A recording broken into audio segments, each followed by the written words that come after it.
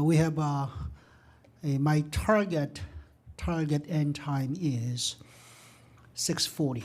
So we have a half an hour to go. Ms. Johnson, you want to introduce those who are at the head table? Yes, thank you, Mr. Moon, and good evening, everyone. I have a lot of guests joining me at the table here today. I'm going to start to my right. This is Stephanie Began-Howard. She is our supervisor for our substance abuse prevention specialist. To my left, I have Leah Skirpsky, Director of Operations and Strategic Planning and Department of Special Services. Lorraine Troughton is our School Health Manager in DSS, and Joanna Hemmett is joining us from the Health Department. She is the Assistant Director of Patient Services. So lots of knowledge at the table, and hopefully we'll be able to answer any specific questions that you may have tonight. We are here this evening to talk about a new policy, and this new policy has been brought to us by the state and required by state code. We're looking for approval, a recommendation. We are recommending approval actually for the draft of the policy, and the policy addresses the possession and distribution of CBD oil and THCA oil in schools in accordance with the Virginia Code. Effective July 2019, the General Assembly passed a law to clarify the right for students to use CBD and THC oil in schools. And due to these legislative changes, we are now required to address and allow for the storage and distribution of CBD and THC oil. Sorry about that. And the legislation actually now provides access for students who have proper documentation from a licensed practitioner. The new legislation also requires that possession, storage, and distribution of CBD and THC oils within our public schools must be done in accordance with policy adopted by the local school board. This slide shows the actual legislation that's impacting, we're summarizing here the impact of the legislation, and these requirements include language that states that no school nurse employed by a local school board or person employed by a local health department who is assigned to a public school shall be prosecuted for possessing, storing, or distributing CBD oil or THCA oil. It also requires written certification for the use of CBD and THCA oil in accordance with the code. And lastly, it defines the formulation of cannabis plant extract, meeting the requirements for distribution in the schools. So with that, I'm going to pass over to Leah to share a little bit about specifics. Okay, great. Good evening. What we wanted to do also is share a little bit more about what are CBD and THC oils. So with that, we do have some experts here at the table that can answer some more in-depth questions, should you have some, but some basic highlights we wanted to share. CBD stands for cannabidiol. It's the second most prevalent of the active ingredients of cannabis or marijuana, next to THC. While CBD is an essential component of medical marijuana, it's derived directly from the hemp plant and its cousin, the marijuana plant. While CBD is a component of marijuana, only one of hundreds, by itself it does not cause a high, so it is considered non-psychoactive. THCA is an abbreviation for tetrahydrocannabinolic acid, and this is also a cannabinoid that's closely related to THC. In the raw cannabis plant, THCA is produced before any THC is present. Psychoactive effects are the key difference between THC and THCA. THCA is non-intoxicating because its molecular structure doesn't allow it to interact with the cannabinoid receptors in the brain that cause the high from THC. THCA is transformed into THC through a process known as decarboxylation, which occurs when THCA is exposed to heat, sunlight, or a curing process over a prolonged period of time. So while both are derived from the cannabis plant, neither have an intoxicating effect on those who use it as prescribed by a licensed provider. And as Teresa stated before, these marijuana extracts must contain at least 15% of cannabidiol or THCA and no more than 5% of THC. Just to provide you a little more information about that as well, healthcare providers may prescribe CBD and THCA oils to treat conditions such as chronic pain, anxiety, migraines, nausea, attention disorders, seizures, and other health problems. And the state of Virginia has issued approval for 5 pharmaceutical processing and dispensing facilities, one for each of the state's health service areas. So what we also wanted to highlight for you will be the resulting change to FCPS Regulation 2102, and this is our medication administration regulation. FCPS has worked very closely with the Health Department, which we have Joanna Hammett here from the Health Department with us, to revise together Regulation 2102.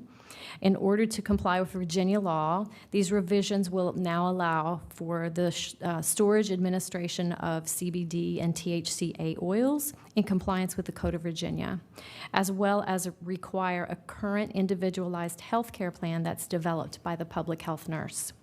So the existing FCPS medication authorization form, as you'll see referenced here, will be used as the valid written certification from the practitioner that will be required before storage and administration of CBD and THCA oils.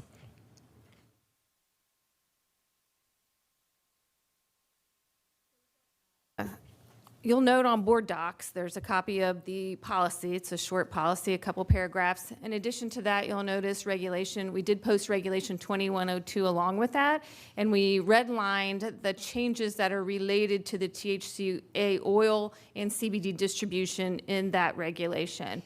So with that is a short or a brief summary of the new policy and what the changes are required by the Code of Virginia. And again, we're asking for approval of the drafted policy, and the supporting revisions from Regulation 2102 will then be made to address the possession, administration, and distribution of the oils and the requirement of the valid certification in accordance with the law. Okay, before I go to board members on the list, Elizabeth Schultz and Pat Hines, let me ask you a couple of questions. The policy that's been drafted is basically incorporating state code requirements That is correct. and verbatim, basically. That is correct. And if there is an approval from this board, this will come to the regular board meeting as a consent agenda item? I think it's on for, I'm going to turn to look at the clerk over here, but I think it's on for action on Thursday. On this Thursday? Yes. And we don't vote on the regulations, is that correct? Correct. All right, with that, I have a Mrs. Schultz and then Ms. Hines. So my first question is, can we go back to, that slide. So the second bullet where it references, so for people who don't know that little funny thing and then the number, that's actually a reference for Virginia code. So that's the code citing. Do our employees or your employees or some employees have to check the certification? Like, do they have to call back to a doctor's office to check? Because just printing that off and signing it, anybody could sign it. Is there a verification step that's provided, and what does that look like, and how much work is anticipated to be involved with it, and who's going to do it? Well, the medication authorization form that is,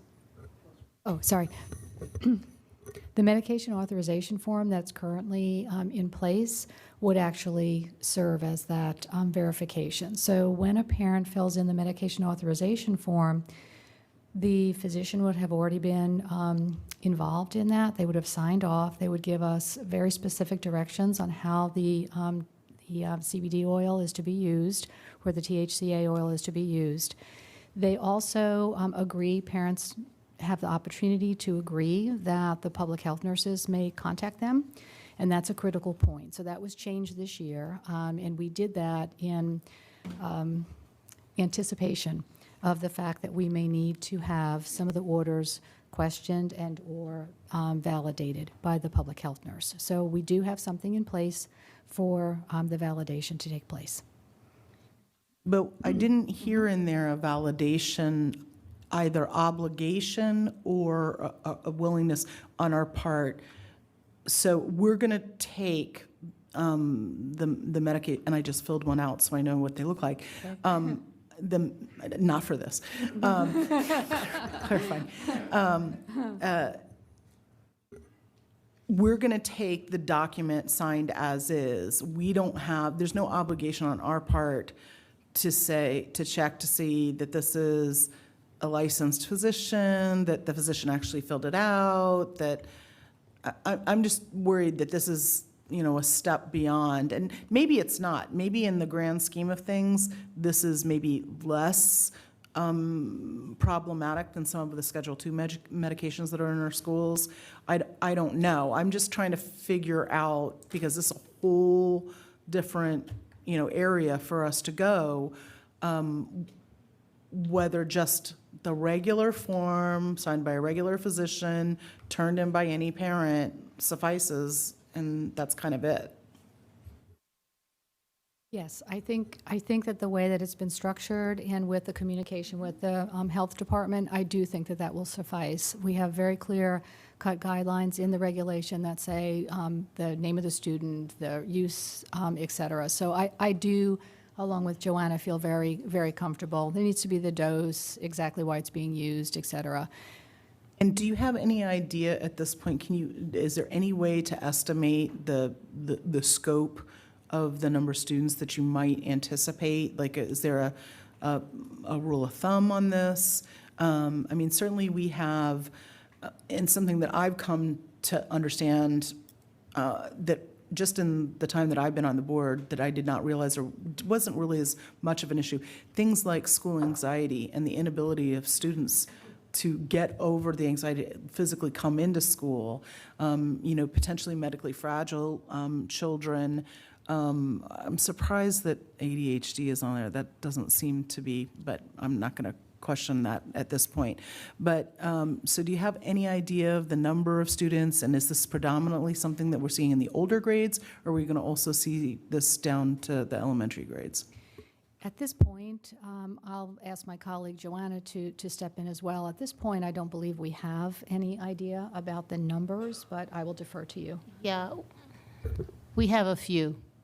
At this point, I don't actually have the actual number. I would say it's less than 10, just to be estimating. It's a few. I would think as this is now becoming more accepted, we may see an increase. Don't have a sense yet of the age range that we're seeing it. I don't have any of those details at this time. It's not, Yeah. We're not talking thousands or even maybe hundreds. No, Okay. we're talking a handful. Yeah. Okay, thank you. I have Ms. Hines to be followed by Mr. Wilson. Yeah, thank you. So thank you all for coming to us with this. So am I understanding that this is just using practices that we already have in place for other medications, and we're just adding these two substances to what we do?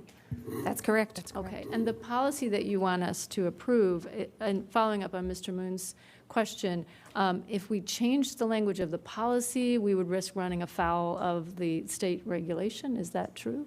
Well, I guess that would depend on what the language is, but we did take pretty much word for word out of the state code language to add to our policy. Okay, all right, thank you. Mr. Wilson? Thank you, Mr. Moon. Okay, so the first question, and this is really a question for the public, because we went through a revision to our discipline procedures, and I think it involved both of these items. So can you review, one of you, maybe Ms. Johnson, how are we treating these under the discipline policy? So regarding the change in our discipline, as long as the student and family follow the procedure, there would be no disciplinary action as long as they followed what's listed in our regulation. Where it might become an issue is if it would be treated if another student was using the student's, I'll take gummies for instance, because that's something we've seen already. And then that would be treated similar to having possession of someone else's prescription drugs. So the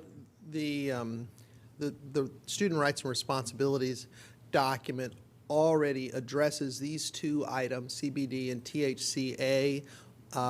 in it and talks about having a form that needs to be signed to be using it at school or have it at school. Is that right? Yeah, we weren't specific about THC oil and CBD oil in our SRNR. We're including it under our prescription drugs. So there is not specific language about this in our SRNR. Okay, I thought we did have some specific language in the SRNR about that. I guess I'm misremembering. So how then would a student be treated if they didn't comply with these new regulations? What's going to happen to those students under the discipline policy? It would be treated similar to what a student, if they brought their own prescription drugs. That would be part of the investigation and what comes out of the investigation. There isn't always discipline action under the SRNR for students if they bring their own prescription drugs. It really, and we have Stefan Maskell back here who could probably speak a little more to that. So it just depends on the course of the investigation and what's determined. Okay, so if a child is taking antibiotics and, goes on the antibiotics for strep throat on Friday after school because he doesn't feel well, carries the bottle of prescriptions with him on Monday, takes them per the course of treatment 3 times a day, so he has to take one during the school day. Somebody says, oh, you need to come and talk to me, you can't have that at school.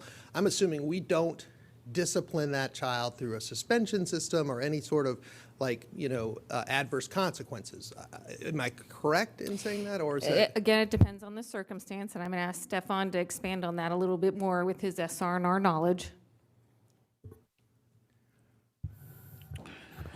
So again, if a student is found in possession of drugs or drug paraphernalia, that student, the vast majority of the time, will be referred to an FCPS AOD intervention program in lieu of addition to disciplinary action at the discretion of the principal.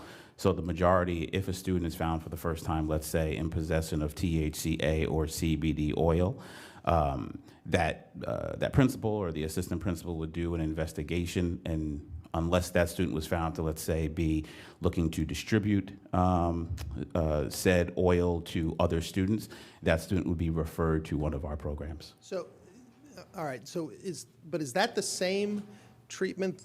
In my example, the kid has, amoxicillin, capsules, and they're taking amoxicillin during the day based on a prescription. Do they get that same treatment, or are we treating the two situations differently? So no, that student in your example would also get the same treatment. There would be an investigation to determine the details around that student possessing that substance, and then that administrator would make the determination as to whether or not it would make sense to refer the student to our program, or if if a disciplinary consequence should be assigned based on, again, the details around the situation. Okay. Mr. Wilson, I'm going to address it specifically. I have it open to the page of the SRNR, and it says very specifically that it would be a principal discretion, and that the following may result, it is not a required, but may result in school disciplinary action. And that would include possession of their own medication in addition to possession of their own THCA or CBD oil, as long as there's a written prescription on file. Okay, so I guess, and this is really for you, Dr. Brand, operationally, I think if we're going to say we're treating it the same, and because it is achieved this status where if you have a prescription from your doctor, you can use it, then we need to, I think the community needs to understand that we're going to treat it the same way. And because I think there probably is still confusion in the community, because this is relatively new for Fairfax County, to make sure that we're not seeing disproportionate, discipline for some children in some circumstances because it is a THC oil or CBD oil, and versus another child who is bringing prescriptions in and doesn't bring the signed authorization. I mean, we do need to make sure that people understand, because I think maybe in the last week, and this is sort of looking forward, the Attorney General has called for legalization.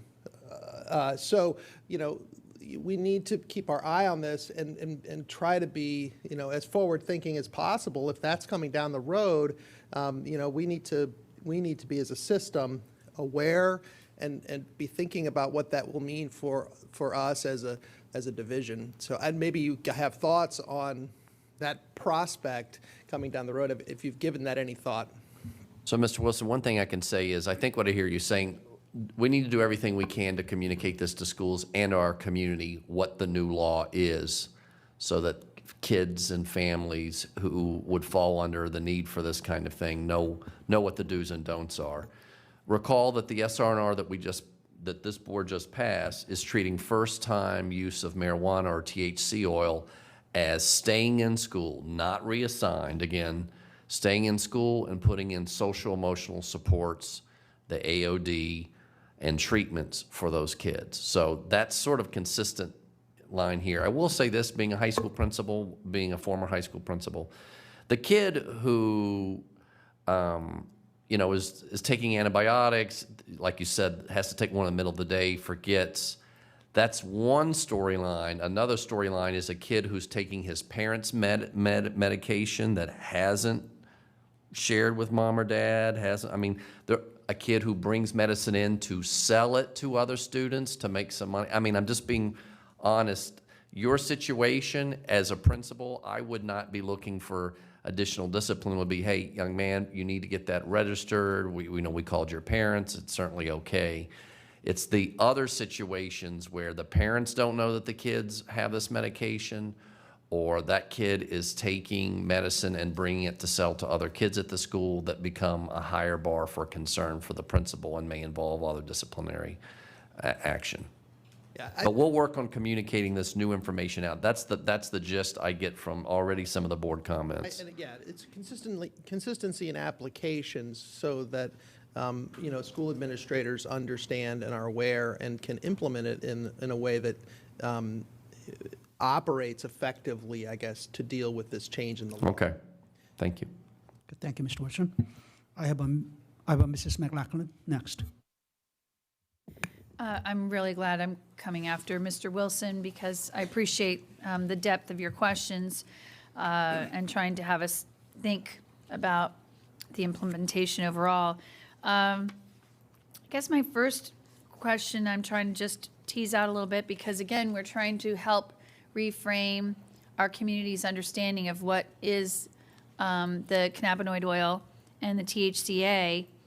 And I noticed that in the regulation, toward the back, when it talks about legal reference, it's very health-oriented, the legal references. It'll say the policy, physical examinations, immunization, health services, field trips. And then when you look at the school board policy, which I brought up during our meeting manager meeting, and it gives me pause, here we're trying to help educate the community about the medical or the medicinal qualities of this change, and the legal references are awful. It's just expulsion of students for certain offenses, possession and distribution of marijuana, manufacturing, selling, distribution. It's just all about drug use. So I don't know if staff wants to speak to, is this our legal counsel advice? But otherwise, one of the things I'd asked was to please remove all of this reference to illegal and illicit drug possession and use, because I think that ends up creating a confusing message of, are we talking about something that's needed for a student's health needs, and then suddenly it's all about drug sales? Looking back at the state codes, some of these references were from the state code as well. We can go back and see if all of them were, but just looking at what's sitting next to me right now, a number of them are actually referenced in the state code. So what you're saying is the state, when you looked at the state code language, the state then gave all these different legal references to it. So your feeling is you just want to resemble what the General Assembly was trying to communicate? That's correct. Okay. I think it might be helpful to have our division counsel look at that. Again, because I find it interesting, then why wouldn't our regulation have that sort of parity in what you're referencing.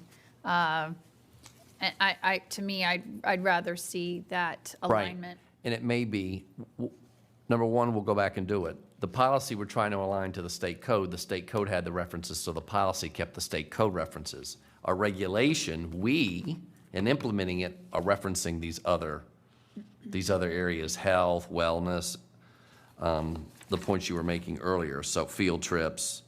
But we'll go back and double check. If it wasn't referenced in the state code change, we may not need to have that reference in there. I mean, I think Ms. Johnson is looking at, so I don't doubt the accuracy that you were trying to have that consistency with the state law and state code to what our policy is. One thing I would then consider is that there are the legal references in the regulation that are non-criminal. We should be having those in our policy as well, so that at least we can try to temper the public's understanding that this policy does have and does relate to healthcare needs. We're happy to circle back and talk to Division Council. Okay, that would be great. Otherwise, I had stepped out after our prior work session, so I wanted to just share with my colleagues that in this meeting prep, my big concern is how effective will we be as a division and as board members communicating this out to our families, because this is just entirely different language, different concept, and I think if we can be more proactive on this, or at least ensure that as much clarity as possible, we prevent the community from confusing marijuana, medical marijuana, and the cannabinoid oil and the THCA. So to me, a next step would be having, even in preparation for the Thursday work session, Thursday board meeting where we're going to vote on this, is communications. I mean, the Office for Communications and Community Outreach, I think they're going to have a really important fact sheet that's ready and available for this board to be able to, and the superintendent, because once it's passed, I don't want to see the media or anybody else try to make this something more that it is or is not. Thank you for that feedback. Again, this is straightforward. What's Virginia codes are requiring us to do, and we are complying with them. Mr. Short, just So is go back. this is planned to be a new business, and then? this is as I understood, is 2 weeks ago. take an action on this Thursday. Take Take an action. action on this Thursday. And we don't, you don't anticipate there's really much reason for us to discuss it? I'm hoping, as opposed to us It's a trying to. consent, hopefully putting in the consent It's agenda. consent. Consent agenda. Okay. Hopefully, if there's no objection to, then put it in the whole consent agenda. What I heard from the board tonight is be sure we're communicating this as accurately as possible to families. And we'll go back and look at the legal references on the policy about adding the regulation references to the policy references. Okay, with that, is there any objection to this new policy as crafted? If I